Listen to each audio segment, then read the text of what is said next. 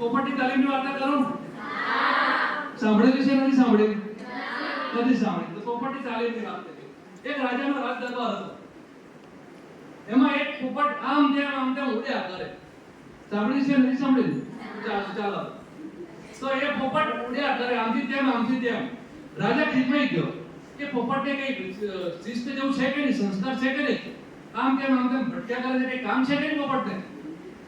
હવે દરબારીને પ્રધાનને કીધું ભાઈ આ પોપટમાં કોઈ સંસ્કાર જેવું છે નહીં, પકડી લાવો અને આપણે આસન ગ્રહણ નખર કરી દઈએ. સંસ્કાર તો હોવા જોઈએ કે નહીં ભાઈ? તો એ પ્રમાણે પોપટને લઈ આવવામાં આવ્યો. પોપટને તાલીમ આપવાનું નક્કી કર્યું. પોપટને સરસ મજાની તાલીમ આપણે આપીએ. તો એના માટે ઘર જોઈએ પોપટ માટે. પોપટનું ઘર શું? પાંજરું. તે પાંજરું રાજાએ સોનાનું બનાવ્યું. તેથી એમાં સરસ મજાનું પોપટ શિક્ષણ મેળવી શકે. ઘર સારું હોય તો સારું શિક્ષણ મળે કે નહીં? હોસ્ટેલ સારી હોય તો સારું શિક્ષણ મળે ને? એના જેવું પોપટને સરસ મજાનું ઘર સોનાનું પિંજરું બનાવી આપ્યું રાજાએ. અને એના માટે તો પ્રધાનની નિમણૂક કરવામાં આવી.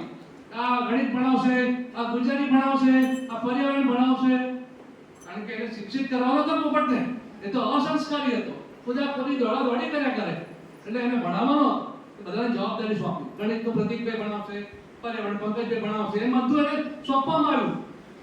અને પછી તો બધા પ્રધાનો અને બધા શિક્ષકો ગુરુઓ બધા આવ્યા અને રોજ પોપટને કાંઈ ને કંઈ શીખવાડ્યા કરે. નોટના પાના, ગણિતના પાના ફાડીને પોપટના મોઢામાં નાખવાનું. તે ગણિત એને આવડી જાય.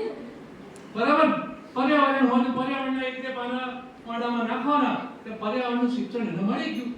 કવિતા હોય તો કવિતાના બે પાના ફાડીને મોઢામાં નાખી દેવાનું. કવિતા ગાતા આવડી ગઈ પોપટને. આવું આપણે માને બધા. તો આ રીતે પોપટનું શિક્ષણ ચાલ્યા કર્યું. રાજા કશા બોલા પૂછ્યા પણ ખરા. પોપટમાં ફરક પડ્યો? હા પડ્યો ને. એ ડાયો થઈ ગયો છે. હવે કુદાકૂદ કરતો નથી. એની જગ્યા પર બેસી રહે છે, શાંતિથી ભણે છે. તો રાજા કે મારે જોવા જવું પડશે.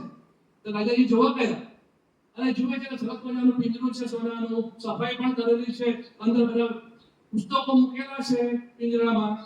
અને જોઈ પોપટ શાંતિથી ભણે છે. એવું રાજાએ માની લીધું. અને રોજ એના માટે પ્રયોગ થાય. રોજ એના મોઢામાં ખોસવામાં આવે. થોડા દિવસ પાછા રાજાજી ગયા કે હવે છેલ્લે જોવું તો ખરા, આટલો મહિનો થયો તો હવે પોપટ કેટલું ભણ્યો, લાવને એને જોવા જવું. તો રાજાજી જોવા જાય છે અને પોપટને અડે છે. તો પોપટમાં કઈ એમ નિસ્તેજ હોય છે, હલનચલન પણ નહીં. અડી તો બધા બોલી તો કરે કે નહીં માણસ પોપટ. તો એ પોપટ કશું કરતો નથી અને જુએ છે તો પોપટ મરી ગયો છે. આજનું શિક્ષણ આવું છે. બાળકને ન જોઈતું હોય તો ઠોકાય કરો. એને જોઈતું એ આપવું જોઈએ કે નહીં? તો એ વાત આટલા વર્ષો પહેલાની પણ આજે આજના શિક્ષણને લાગુ પડે છે કે નહીં? આપણે એવું છે બાળકને શું જોઈએ છે પૂછતા નથી. આપણે જે આપવું જ આવ્યા કરીએ છીએ. લે તારે લેવાનું જ છે. એ ભણાવવા પૂછતા નથી પણ મગજમાં તો ખુશી જ છે આપણે. એટલે હવે એવું શિક્ષણ હોવું જોઈએ કે બાળકને પૂછવું પડે કે તારે શેમાં રસ છે. આવશે પણ ખર્ચ. થોડા વર્ષો પછી આવું પણ શિક્ષણ આવશે કે બાળકને રસ હોય તેમાં જ કહેશે.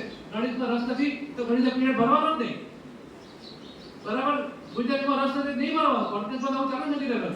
પરદેશમાં આપણે પેલા વર્ગખંડ છે એમાં બાળકો જાય શિક્ષકો પાસે. દરેક શિક્ષકને ક્લાસરૂમ આપી દીધો એક રૂમ. ગુજરાતી શીખવું હોય તો આ રૂમમાં જવાનું.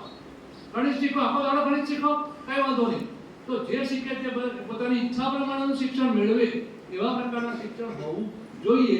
આ વર્ષો પહેલા આવી વાત કરેલી પોપટની વાત એ તમે વાંચજો, પણ આ પોપટની તાલીમની વાત તમે થોડી કરી. ઘણો સમય થયો છે, ઘણા બધા બહેનો બોલવાના છે. એટલે તમે સરસ મજાની ઉજવણી કરો અને આવતીકાલે પણ ઉજવણી સરસ કરો. એવી શુભેચ્છા.